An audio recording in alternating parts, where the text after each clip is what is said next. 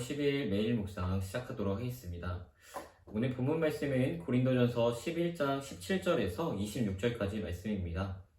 같이 한번 읽어보도록 하겠습니다. 내가 명하는 이 일에 너희를 칭찬하지 아니하나니 이는 너희의 모임이 유익이 못되고 도리어 해로움이라. 먼저 너희가 교회에 모일 때 너희 중에 분쟁이 있다 함을 듣고 어느 정도 믿거니와 너희 중에 파당이 있어야 너희 중에 옳다 인정함을 받는 자들이 나타나게 되리라. 그런즉 너희가 함께 모여서 주의 만찬을 먹을 수 없으니 이는 먹을 때에 각각 자기의 만찬을 먼저 갖다 먹으므로 어떤 사람은 시장하고 어떤 사람은 취함이라. 너희가 먹고 마실 집이 없느냐? 너희가 하나님의 교회를 업신여기고 빈궁한 자들을 부끄럽게 하느냐? 내가 너희에게 무슨 말을 하랴? 너희를 칭찬하랴? 이것으로 칭찬하지 않노라. 내가 너희에게 전한 것은 주께 받은 것이니 곧 주 예수께서 잡히시던 밤에 떡을 가지사 축사하시고 떼어 이르시되 이것은 너희를 위하는 내 몸이니 이것을 행하여 나를 기념하라 하시고 식후에 또한 그와 같이 잔을 가지시고 이르시되 이 잔은 내 피로 세운 새 언약이니 이것을 행하여 마실 때마다 나를 기념하라 하셨으니 너희가 이 떡을 먹으며 이 잔을 마실 때마다 주의 죽으심을 그가 오실 때까지 전하는 것이니라. 아멘. 오늘의 본문 말씀을 조금 더 자세하게 살펴보도록 하겠습니다. 먼저 오늘의 본문 말씀을 단락별로 한번 나누어 보도록 하겠습니다. 저는 3개의 단락으로 한번 나누어 보았습니다. 첫 번째는 17절에서 19절까지의 말씀, 첫 번째 단락으로 한번 삼아봤고요. 두 번째 단락은 20절에서 22절까지의 말씀으로 정해보았습니다. 세 번째 문단은 23절에서 마지막인 26절까지의 말씀으로 한번 정해보았습니다. 그러면 단락별로 제목과 또 내용 요약을 한번 정리해 보도록 하겠습니다. 첫 번째 단락인 17절에서 19절의 말씀의 제목을 저는 이렇게 한번 정해보았습니다. 단락의 제목은 제목만 보아도 그 내용이 한 번에 들어올 수 있도록 정해주시면 정리할 때 더 도움이 많이 될 것 같습니다. 먼저 저는 첫 번째 단락을 고린도 교회 성도들의 주의 만찬을 함께 할 때 하나 되지 못함을 질책이라고 정해보았습니다. 단락의 내용도 한번 읽어보도록 하겠습니다. 바울은 어제 본문까지 고린도 교회 성도들의 머리에 쓰는 것에 대한 이야기를 마치고 17절 말씀부터는 새로운 주제의 이야기로 넘어갑니다. 그것은 주의 만찬을 함께하는 것에 대한 이야기인데 바울은 이 이야기를 시작하며 머리에 관한 이야기와는 다르게 고린도 교회 성도들이 주의 만찬을 함께하는 것에 대해서는 칭찬할 수 없다고 이야기합니다. 왜냐하면 그들의 주의 만찬이 유익이 되기보다는 해가 되기 때문입니다. 바울은 고린도 교회 내에 파당과 분쟁이 있음을 듣고 즉 교회가 사람에 의해 파가 나뉘어 있음을 듣고 그래 사람 있는 곳인데 파당도 있겠지 라고 탄식하고 있는 것을 볼 수 있습니다. 라고 저는 이렇게 정리를 한번 해보았습니다. 두 번째 단락의 제목은 저는 이렇게 한번 정해보았습니다. 고린도 교회 성도들의 주의 만찬을 행할 때의 문제점. 내용으로는 고린도 교회 성도들이 주의 만찬을 할 때 드러난 문제점은 모두 함께 음식을 나누어 먹지 않았고 또한 그렇게 하지 못했다고 하는 것입니다. 주의 만찬을 할 때 어떤 사람은 배가 고프고 어떤 사람은 음식과 술을 너무 많이 먹어 취하는 일까지 생기게 된 것입니다. 주님의 몸과 피를 기념하는 그리고 주님께서 우리를 위해 행하신 자기 희생을 기억하는 그러한 주의 만찬에서 주님의 뜻과는 완전히 반대되는 차별과 구별, 포용하지 못함과 이기심들이 생겨나게 된 것입니다. 이에 대해 바울은 하나님의 교회를 업신여기냐? 라고 강하게 질책하고 있는 것을 볼 수 있습니다. 마지막으로 세 번째 문단의 제목은 저는 이렇게 한번 정해보았습니다. 주의 만찬의 진정한 의미에 대해서 설명하고 있는 문단이라고 저는 생각하였습니다. 이 단락의 내용도 같이 한번 읽어보면 주의 만찬의 진정한 의미에 대해서 바울은 다시 한번 강조하고 있습니다. 주의 만찬은 예수께서 십자가에 달리시기 전 제자들과 함께 하신 마지막 만찬에서 왔습니다. 예수님께서는 제자들과의 마지막 만찬에서 떡을 떼어주시며 이것은 너희를 위하는 내 몸이니 이것을 행하여 나를 기념하라 말씀하셨고, 잔을 나누시며 이 잔은 내 피로 세운 새 언약이니 이것을 행하여 마실 때마다 나를 기념하라 말씀하셨습니다. 주의 만찬은 음식을 함께 먹는 것도 중요하지만 주님께서 우리에게 행하신 그 놀라운 은혜와 사랑을 기억하고 기념함으로 주님의 은혜와 사랑을 나누는 그러한 자리인 것인데, 고린도 교회 성도들은 주의 만찬을 지킨다고 하면서 주님의 가르침과는 완전히 반대로 행하고 있었던 것입니다. 어떠십니까? 이렇게 문단을 나누고 제목도 한번 써보고 그 단락의 내용도 한번 정리해 보니까 이 오늘 본문의 말씀의 내용이 머릿속에 어떻게 들어오시는 것 같으세요? 오늘은 저도 이제 단락 나누기를 한 것이 좀 길어서 다시 한번 이 본문 요약이라는 것을 해봤습니다. 이 세 단락으로 나누고 세 단락의 내용들을 한번 정리해 봤는데, 그것들을 다시 한번 저의 말로 정리하면서 오늘 전체적인 본문이 무엇을 말하고 있는가에 대해서 계속 생각하고 써보고 하기 때문에 더 잘 기억에 남고 머릿속에 더 잘 들어오는 것 같습니다. 그럼 제가 한 본문 요약을 같이 한번 보도록 하겠습니다. 바울은 고린도 교회 성도들이 행하는 주의 만찬에 대한 이야기를 듣고 고린도 교회 성도들을 향해 강하게 질책하고 있습니다. 주의 만찬은 주님을 기억하고 기념하는 자리입니다. 주님께서 우리에게 행하신 그 놀라운 은혜와 사랑을 기억하고 기념함으로 우리도 나를 위해 죽기까지 순종하신 그 주님을 따라 살기를 결단하며 주님의 뜻을 실천하는 자리인 것입니다.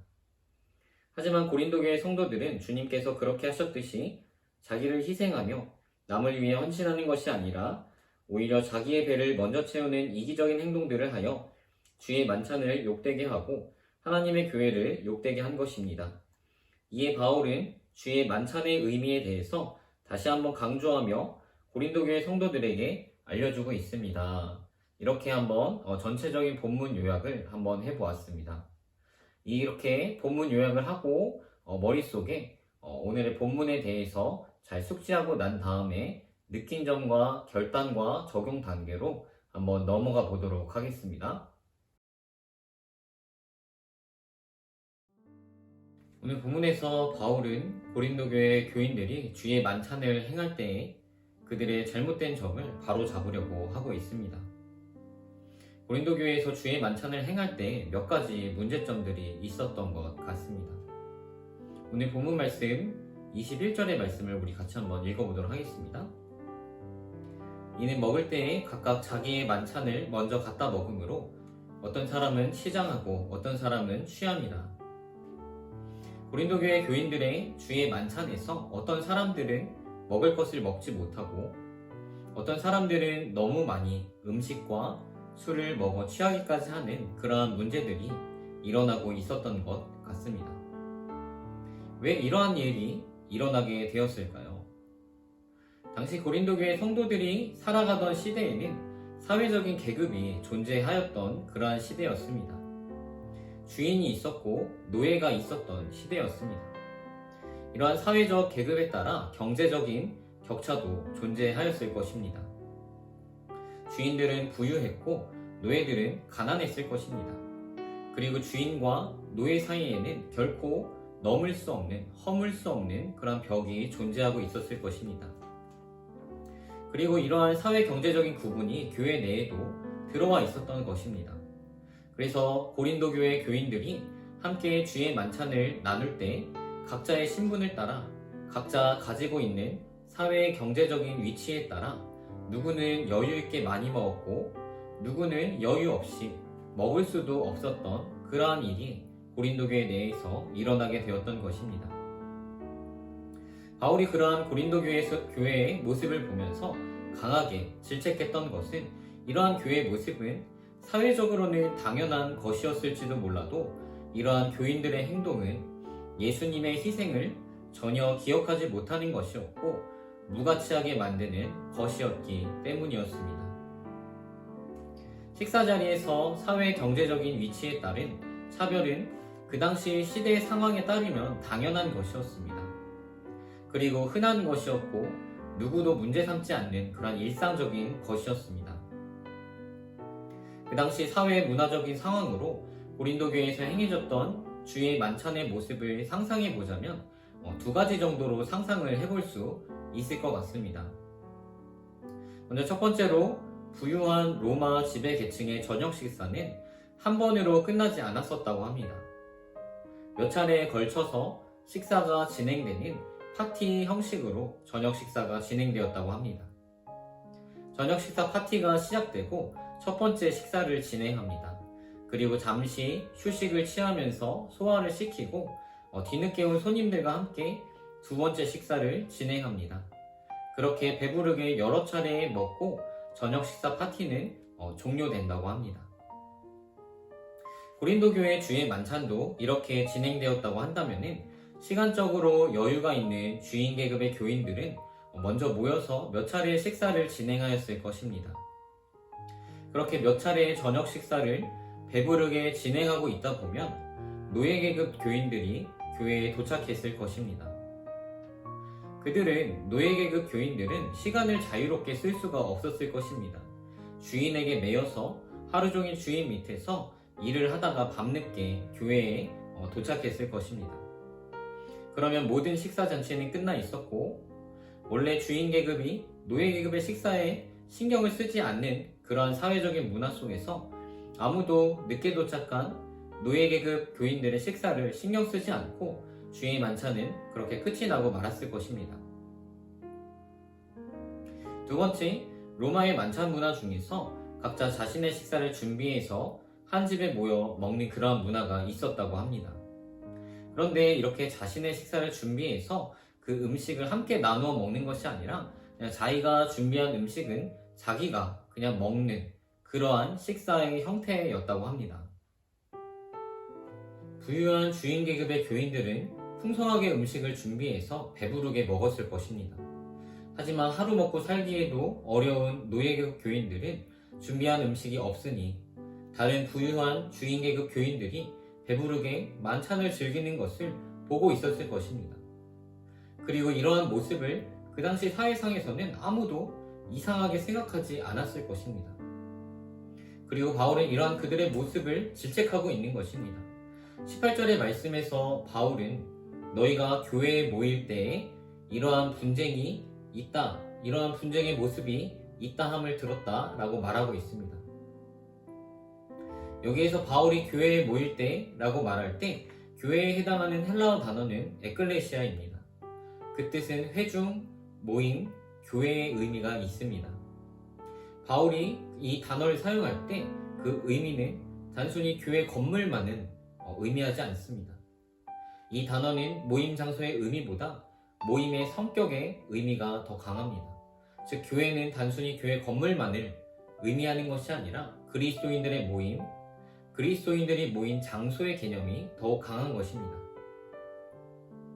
바울은 고린도 교인들이 주의 만찬을 행할 때 그리스도인답지 못한 모습들, 예수님의 가르침과는 완전히 반대되는 행동들을 하는 것을 보고 너희가 하나님의 교회를 업신여기느냐 라고 말씀하고 있는 것을 볼 수 있습니다. 이 말씀을 통해서 우리는 교회 건물만 세워져 있다고 교회가 아님을 알 수 있습니다. 고린도 교회 성도들은 세상에서 행하던 행동과 생각, 가치관을 그대로 교회로 들여왔고 바울은 그러한 고린도 교인들을 질책합니다. 교회를 업신여기고 있다 라고 말하고 있습니다. 예수님께서 우리에게 이것을 행하여 기억하라, 기념하라 말씀하신 주의 만찬은 예수님을 기억하라 라고 하는 말씀도 되겠지만 예수님께서 우리 가운데 행하신, 우리 가운데 보여주신 그 희생과 그 놀라운 은혜와 사랑을 기억하라 말씀하고 있는 것입니다. 그리고 주님의 피로 구원받은 우리는 이러한 주님의 가르침에 반대로 나만 사랑하는 삶을 살아가는 것이 아니라 나의 형제와 자매, 나와 같이 주님의 죽으심으로 흑암의 권세에서 사랑의 아들의 나라로 건져주신 또 주님께서 머리가 되시는 거룩한 주님의 몸된 교회에 지체로 불러주신 우리 형제와 자매를 사랑하라 말씀하시는 것입니다. 그리고 그렇게 주님을 기억함으로 주님을 머리로 주님만 의지하며 주님을 따라 함께 한몸 되어 나아가는 주님의 몸된 교회가 바로 교회라 말씀하고 있는 것입니다. 우리도 고린도 교회 성도들과 같이 세상에서 살아오던 습관들과 생각, 행동, 가치관을 그대로 교회 안으로 가져와 예수님의 가르침과는 완전히 반대로 행동하고 살아가고 있지는 않습니까? 나는 교회 다니는 그리스도인이라고 스스로 말하면서도 예수님의 가르침과 예수님을 의지하고 예수님을 따라가는 일에는 관심이 없지는 않습니까?